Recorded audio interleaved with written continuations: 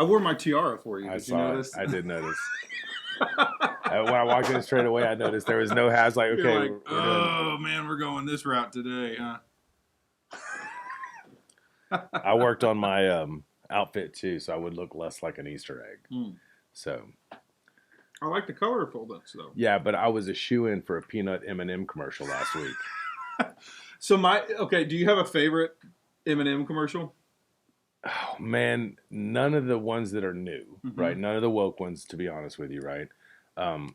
Some of the old ones that were probably a little more risque, I liked. You know, whenever they first brought on the girl M&M. Yeah. Before M&Ms all started being equal, you know. They're not equal. Well, I know. My favorite was there was a guy standing in front of the cabinet, and suddenly you just see this dish get thrown at him, and you hear the M&M go, "You get in the bowl."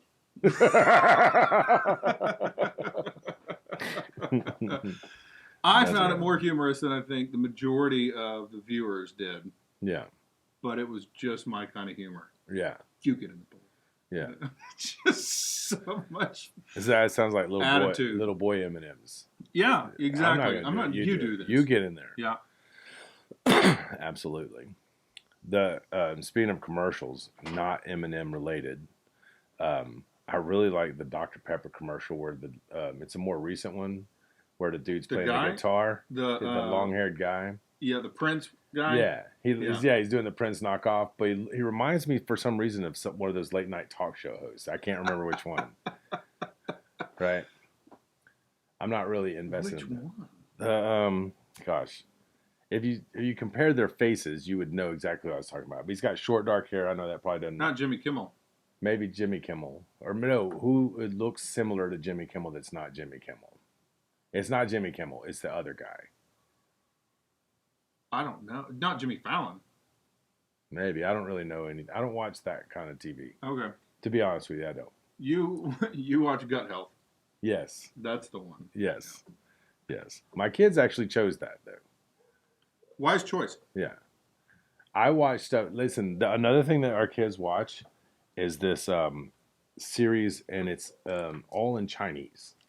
The entire series in Chinese. Any subtitles? It's subtitled. Okay. And the kids love it. They watch the entire episode, all of them quiet, and can tell you everything that's going on with every character. And they all read the subtitles, man. I think that is so great. That's actually wonderful. I think that's so great. Yeah. Because I grew up no subtitles, because that's a relatively new thing. Yeah. Subtitles are, right? Yeah. Unless it was a foreign film that you had to watch in class. Right. But like Kung Fu Theater, you had to suffer through the mismatched words with the thing. And that was almost harder than reading the subtitles. You know what I mean? Yeah.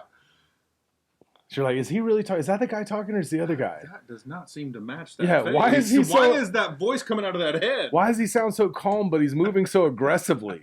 This doesn't jive. Right? And then so on and so on. Tiny bit. Yep. Let's nestle in here and get comfortable and cozy. Let's get close. Get a little closer. I've got my Arid on. My Arid Extra Dry. You may be too young for that. I know Arid Extra Dry. They used to have all these jingles and commercials and stuff. They were so great. Yeah, I remember those. So great. I wanted to be a jingle guy whenever I was growing up. I thought that could be such an easy job. My dad actually used to do jingles. Really? Yeah, in Oklahoma. So I think you have to know somebody, though, because you can't just get in and do, like, hey, I want to grow up and be a jingle guy. The stars have to kind of line up for you, right? Did you ever watch The Office? Were you a fan of The Office? Okay, do you remember whenever, what's his name? He couldn't remember the Kit Kat jingle. It's the guy who sang all the time. Oh, the black guy down in the... No. He's the one that sings all the time. Yeah, I know. This is the other guy. This is the guy who was on The Hangover. Yes. He ended up dating the real quiet blonde chick. No, not Dwight. No, not Dwight. The other guy. Who did he end up dating? I don't know. We have to look. Why can't I freaking think of his name? Office cast. Anyways. Cast of The Office. Okay, it's Ed Helms. Andy Bernard. Andy, yes. He's he's trying to remember the jingle. Give me a break, give me a break, break me off a piece of that, and he stops. And so now I'm blanking on Jim. Classic. Now Jim. So Jim, he goes, nobody tell him. And he just looks at him. He's like, what is it? And he's like, tell me what it is. He's like, nobody tell him what it is. And he's thinking, he's like, break me off a piece of that fancy feast. No, what is it? He could never. Good time chow. Yeah, exactly. That's kind of actually a reenactment of what just happened with me right now. Yeah. Where my brain just didn't want to work. Yeah. I knew the information, I just couldn't access it. I wasn't going to tell you either. Who the characters were. You didn't need to look. You knew who it was the whole time. I did not know the guy's name. I thought you wanted his real name. Mm-mm. I thought we were outing the guy, like doxing him. No. Like giving him his real name. Nope. No real names here. Not even actors? Not even actors. Okay, that's okay. No, we can't. I don't care. Yeah, that's going to cut down on a lot of things that we can talk about. We haven't talked about actors yet, though. We haven't, but I would love to. So, actually, I'm not into pop culture, and a lot of people know a lot of like mainstream characters and stuff like that. I know the big ones, the gigantic icons. Who would be a big one? Like Taylor Swift. I know who that is, right? Yeah. But you start. Do you know like the Swelsey thing? You know what that is? Swift and Kelsey. Yeah. Yeah. But see, I didn't know who Kelsey was because I don't watch football. Okay. Right? Okay. And then I heard Tay-Tay had a BF, right? And then Tay-Tay is Taylor? Taylor Swift, okay. Yeah. And then I've never heard the Tay-Tay. I like that. I think that's a real thing. Is Tay-Tay? Put down in the comments if Tay-Tay is a real nickname. It may be. So, okay. So I saw that she's supposed to have a boyfriend, and by the time that I started not caring enough to look at anything, I think we were watching the Super Bowl. And wasn't he in the Super Bowl or something? Yeah. Okay.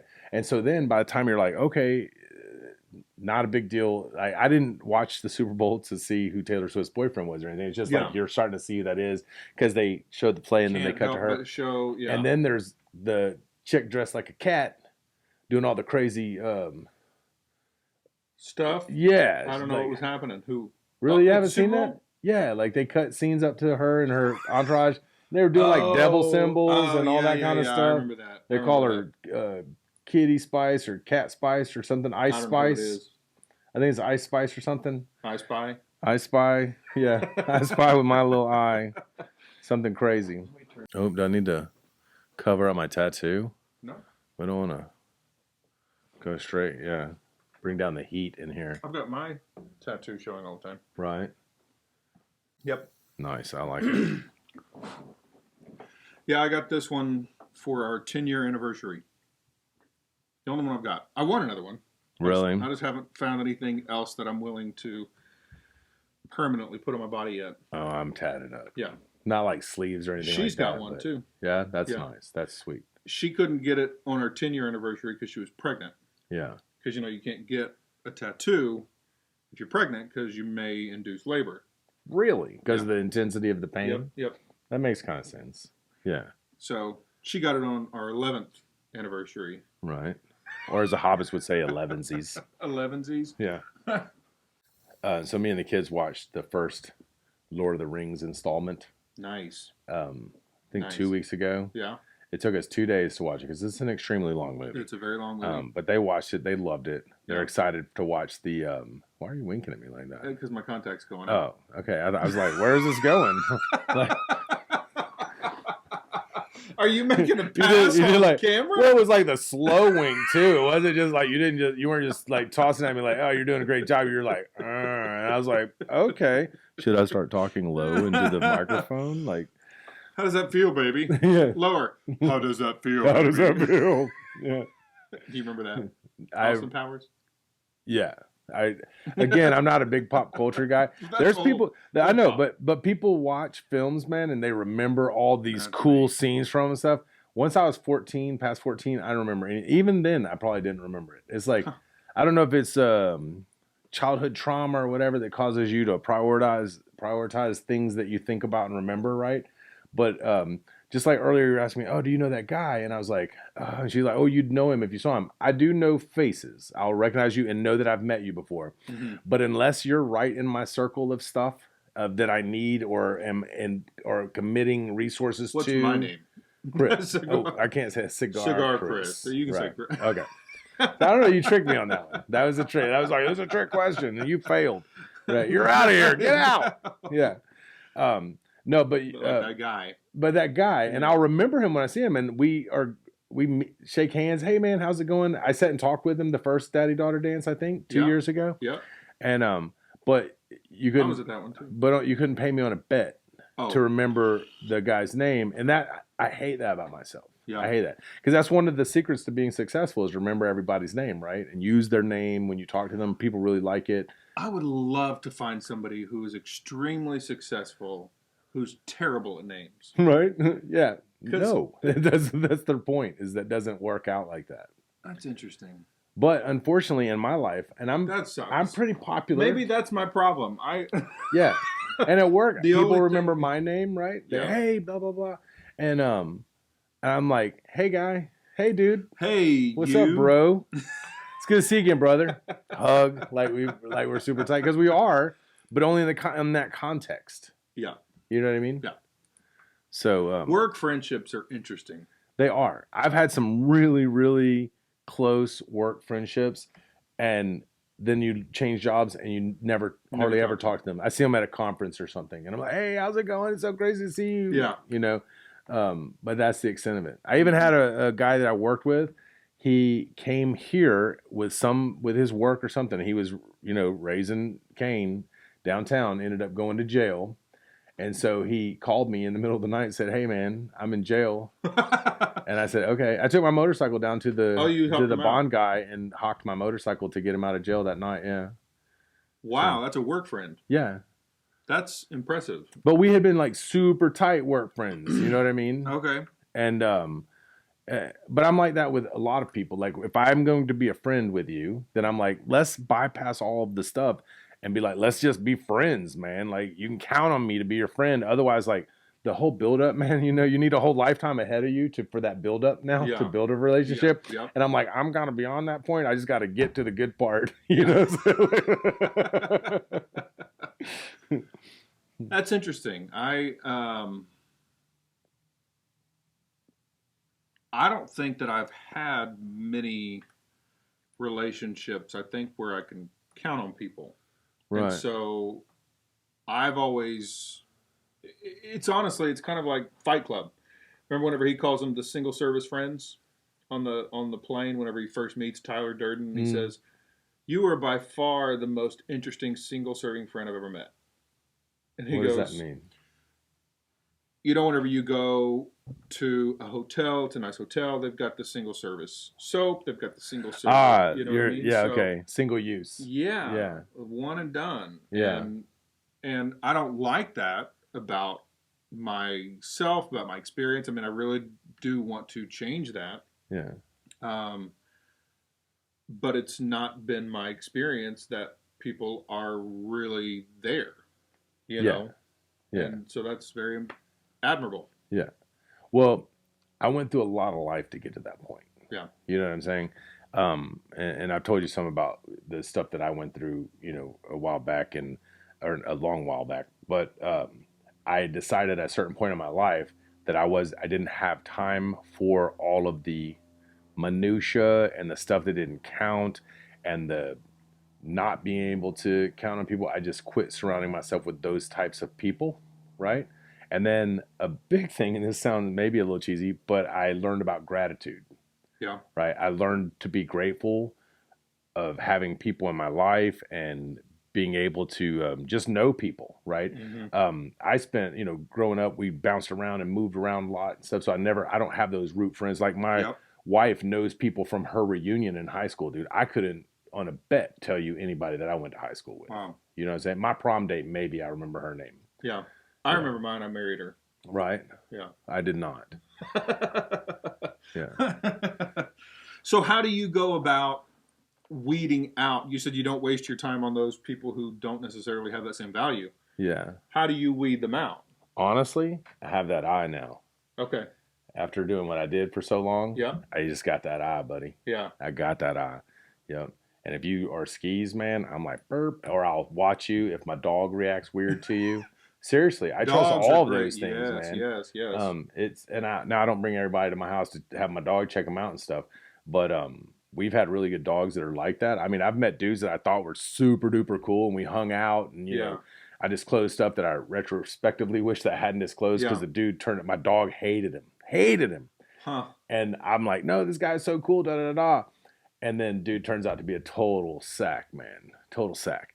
And misread on my part. Yeah. You know what I'm saying? Probably my desire to be cool. If truth be told, I wanted to, you know, maybe I'm not as good at it as I think that I am. Maybe you're giving me too much credit. Right? No, I mean, it really is. It's admirable. It's off-putting, I think, to some people because they don't know how to take it. I have one friend here locally, and it took a long time for us to become like solid friends. Mm-hmm. Now I believe that we're really close friends, right? Yeah. Hopefully it's reciprocated. Right? But on my side, I think we're really on my side, I think they're really close friends. Yeah. And he behaves as though we are, but no, but you never know about that. No, I know what you mean. But when the guy first met me, the stories they'll tell you stories like, man, he did not know how to read you, did not know how to take you. Because I'm like, hey man, we're best friends and have been forever because you know him and he's a really good friend of mine. Yeah. Right. So through proxy, he loves you. I'm gonna be like, hey, we're all boys instantly. Yeah. And he's like, man, you've got to kill some French people to get in the Three Musketeers, bro. You can't just be one of the Spanish Musketeers. It doesn't work like that, right? Huh. Yeah. So, but it's all part about like really, I'm beyond all of the superficial stuff of friendships and relationships with people and stuff. And I honestly believe this: you only foster the relationships that you yourself get something out of. You get some kind of value out of every single relationship you have. And I challenge anybody, take inventory of it and tell me about a relationship that you have, that you maintain, that you get nothing out of. Even if it's an ego stroke, or I feel like I'm doing something nice for someone, or hey, I got a sweet humidor out of the deal, or so. You know what I'm saying? Yeah. That every relationship you have that you foster and maintain, there is some kind of feedback that you get into it, even if it's the fulfillment of an obligation, like taking care of a brother or sister that drives you nuts, right? You still take care of them. You're like, well, I hate them. Why do I don't, you know what I mean? Mm-hmm. There's still something you're getting out of it that feeds your psyche or your soul. I believe that 100%. Conversely, it doesn't mean that you hate people that you don't carry relationships with, right? I liked a lot of people that have been through the swinging doors of my life, right? But I think, like I was saying earlier, I think it's different for me now because I don't have those roots. You know what I'm saying? Yeah. And you're no, I don't have roots. Yeah. I don't have roots. So you get it. Yeah. Kindergarten and first grade, I was in one school. Second, third in another. Third, fourth, fifth in another. Fifth, sixth, seventh, eighth, ninth, 10th. So 11th, you've been a transient your entire life, like me. Yeah. Now, what's interesting with me is most of my friendships, like in school and everything, they were all church friends. Oh, yeah. So, in high school, when all of my school friends were going out on the weekends, I never did anything with them. Right. After school, never did anything with them. I mean, like I had a couple times that I think I went to a movie or, stayed at somebody's house. Now, in elementary school, I would do that more, go spend the night at somebody's house. Mm-hmm. But in high school, I didn't. As soon as school was done, I checked out and I'd drive into Bellevue because that's where all of my church friends were and was hanging out there all the time. Right. So I guess with work friends kind of took the place of my high school friends. Right. So I never really had any of those relationships. Like it was funny, my boss, one of my old bosses, he told me a similar experience of how, he'd worked with somebody. They saw each other every single day. They talked every single day, for years. And the guy was moving to a different department, even within the same company. Yeah. And he says, well, I bet you're going to miss me, aren't you? And he's like, no, not really. He's like, you're going to call me up and just 'cause you want to chat. And he's like, no, I won't. Right. And he never did. And the other guy never called him back either. Right. So, I mean, it's like, that's just, I think guys a lot of times will do that more than women. They'll compartmentalize because it's not as much the relational aspect as much as the task-oriented. Right. We're trying to accomplish a mission, get things done. Yeah. And women, by their nature, I believe, foster relationships. Mm-hmm. My wife is really good friends with a lot of people that I'm not friends with anymore, but they were our friends. And I'm not saying I'm not good friends with them. I'm just saying close. She fosters them, emails, Facebooks, likes stuff, you know. I don't really do any of that stuff. Mm-mm. I'm too busy wrestling the Tigers, man. That's what I do for a living. Right? Like Siegfried and Roy. Yeah. Just don't get eaten. It's a bad example. So speaking of people at work, it was funny. I was telling my supervisor today that my family and I went to the zoo yesterday. My wife used to work with somebody who is now one of the vets at the zoo. So we got to do a behind the scenes. That's super cool. Totally awesome, right? Yeah. Like he even pulled out the trank gun that they have to use sometimes on the animals to give them medicine and everything. Yeah. And each of my kids got to actually hold up the trank rifle and pull the trigger, and they loved it, right? Well, my supervisor told me, he's like, have you ever been around the lemurs? The, ring-tailed lemurs. And I said, yeah, they're fun. He's like, yeah, they have a vendetta against me. What are you talking about? He said he went with the family, and he's standing there, and suddenly this rock came down out of nowhere and hit him. And he's looking around like, what the heck? And he looked, and one of the lemurs is looking at him. So he's like, oh, okay, so this thing wants to play catch. Fine. So he picked up that same little pebble, and he tossed it up to the lemur. And they did that 3 or 4 times, back and forth, totally engaging. Well, the last time he accidentally hit this lemur in the head, and so it started screaming. The rest of them started screaming, and they started throwing stuff. He's like, now I have to roll strap into that So cage. he's like, let's get out of here. So they left. Well, he said, apparently, either it's the same set of lemurs or there is a underground the Akashic record of lemurs, yeah. They had him out here at the Wilson County Fair, and whenever he went to that exhibit and saw the lemurs, they started screaming at him like he was back at the zoo. I said, my experience with the animals, at least this time, was a little bit more pleasant than that one. Yeah. Not quite as traumatic as freaking the lemurs out and having our kids underneath our arms. Assaulting the lemurs. Yeah, messing up a great game. Yeah. Oh, man. Yeah. I'm not an animal person. I used to be. We used to raise all kinds of animals. My mom was really into it. I told you we raised ferrets before, the one that bit me through the nail and stuff. Mm-hmm. We have rabbits and things like that. And I was just like, I got so out of that game once I could get out of the house. Really? Yeah, because you have to feed them, and then you have to put straw or wood chips. You got to go out there and scrape out. It's like having a cat. You got to clean all that stuff out of there, man. I'm like, and you can't eat them. You can't make coats out of them because they have that musk sack, right? So they smell bad, right? Rabbits? No. The ferrets. Oh, right? Ferrets, yes. Yeah. But the rabbits we got rid of really soon because ferrets they reek. Produce. Oh man, right? Yeah, they ferrets like rabbits. Yeah, they breathe like rabbits. Yeah, there's a reason why. So there's a reason that's for some stereotypes, right? That's what I'm trying to tell my daughter. She's like, I'll say things and she'll be like, "Well, isn't that stereotyping?" I'm like, "Yeah, honey, but there's a stereotype for a reason. Yep. It doesn't mean it applies to everybody, but they're painting with a broad brush. You would catch a lot of it. Let's just say that, right?" So I had another conversation with some guys at work.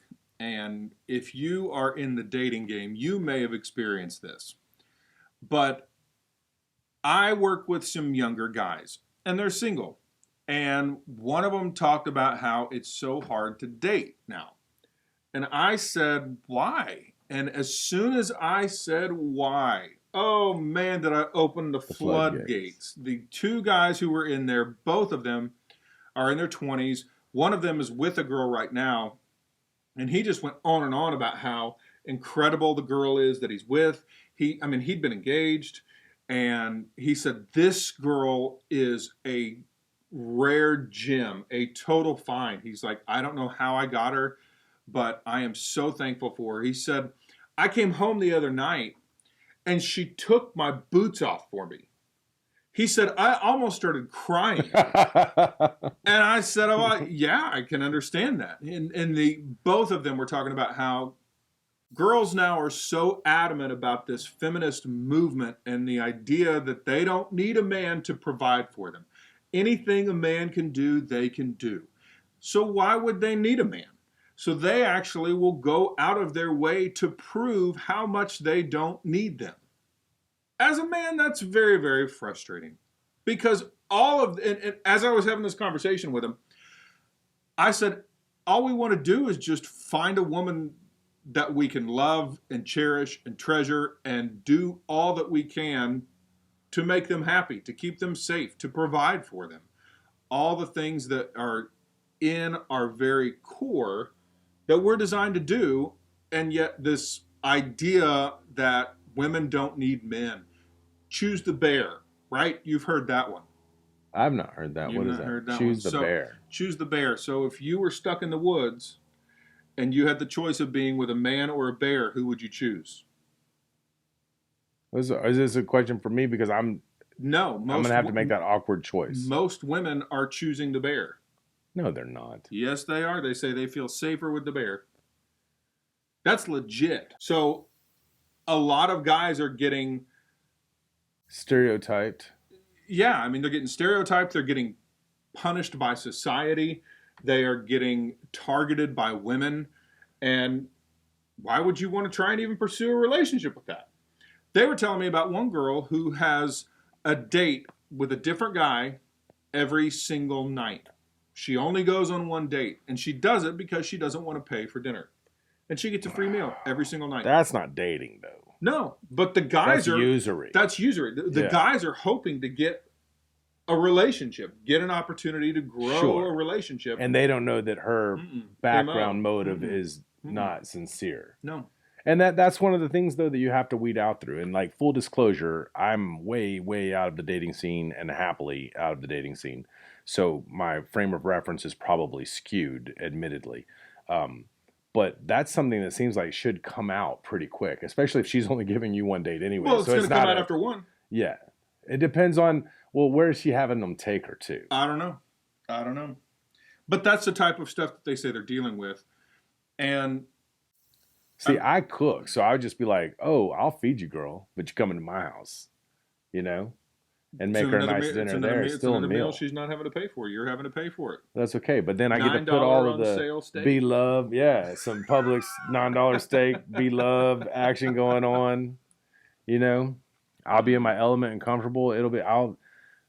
I would be irresistible, I think is the bottom line. I believe that. It's just. If she came in, though, not wanting anything. That's the power of B. That's my whole point. No. It was very illuminating to me because I, like you, have not been in the dating game. Yeah. As I was saying earlier, my wife I met in high school. So I have not been in the dating game, but it made me really, really sad for a lot of the guys out there. You may be one of those who it's very discouraging because all you're finding are these girls who don't want you to be a man. They want to be the man in the relationship. They don't need you. And it's a very hard place to be because it's not that you're trying to, at least for me, and honestly, I think most of these guys, the guys at work that I was talking to, it's not that they're trying to lord over a woman or say that she can't do anything or that she's incapable of doing anything. No, it's that we want to be needed. We want to be wanted. Just the way a woman desires to be wanted, a man desires to be wanted. He desires to be needed. He needs to have something that he is contributing of value. He wants to be a hero in some capacity. Every guy wants to be a hero. Top shelf moments in your life is whenever your wife looks at you and knows, or your significant other looks at you and knows, and you know that they're profoundly proud of you for something. Yes. Right? Yes. Or when your kids look at you and go like, wow, daddy, you just put a screw in that and fixed it. And like to you, it's just like, burp, burp. And to them, they're like, it works again. Awesome. Yeah. Right? And that's like the pinnacle of our existence, I think. Yeah. Right? When you crest those mountaintops. Yeah. So I know a young man that is, he's fresh out of high school. I think he graduated last year, and he's doing a lot of stuff, photography, real estate, and all this other kind of stuff. But I was talking to him just yesterday about dating and what his mindset is with dating and stuff. And I guess when he was in high school, he went through the whole boyfriend girlfriend thing and all that stuff. But now the girl he likes off at college, and I won't say sowing her wild oats, but she's doing a lot of the partying and all that kind of stuff. And he's like, man, I'm just not interested in that right now. He's like, I'd rather spend this young part of my life getting my ducks in a row. So by the time that, people in his age bracket that are going to college and doing all their wildness will be done, and then he can have a serious conversation with them about spending their life together, right? And that makes sense, instead of having to try to get his life together while he's doling on all of the intricacies of a relationship and immature relationship, where you have a lot of ground behind you, right? And being married as long as you have, I'm saying a lot of highway, right? You've seen a lot of things, and it's different. You know what I'm saying? The first time you were on that highway of life and you had a flat tire, it was kind of a big deal, right? But if after you've had 2 or 3 flats, and let him bring it right back home. It's nice that you bring up the flats, because I'm on 16 calls today. Because now you're squared away, and look at what you're doing with all of that road experience. I ate flats for breakfast. For breakfast, put them in the bowl. You get in the bowl, flat.